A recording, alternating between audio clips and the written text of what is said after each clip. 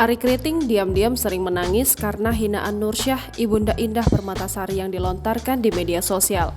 Hal ini diungkap Ari saat menjadi bintang tamu dalam kanal YouTube Kasih Solusi. Ari tidak menampik, sempat merasa sedih setelah mendengar hinaan dari Nursyah hingga membuatnya menangis. Meski demikian, suami Indah Permatasari ini mencoba untuk tidak memasukkannya ke dalam hati. Nangis-nangis dikit pun ada. Duh, sedih banget dikatain gini, kata Ari. Manusiawilah itu, yang penting jangan dimasukin ke hati, tambahnya.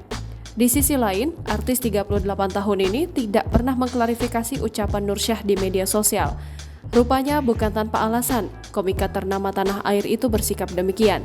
Menurut bintang film komik 8 itu, bukan perkara yang mudah membicarakan hubungannya dengan mertua yang tidak dalam keadaan baik. Dia pun merasa sedih setiap kali membahas hal ini. Sedih sebenarnya kalau saya membicarakan hal itu, jelas Ari.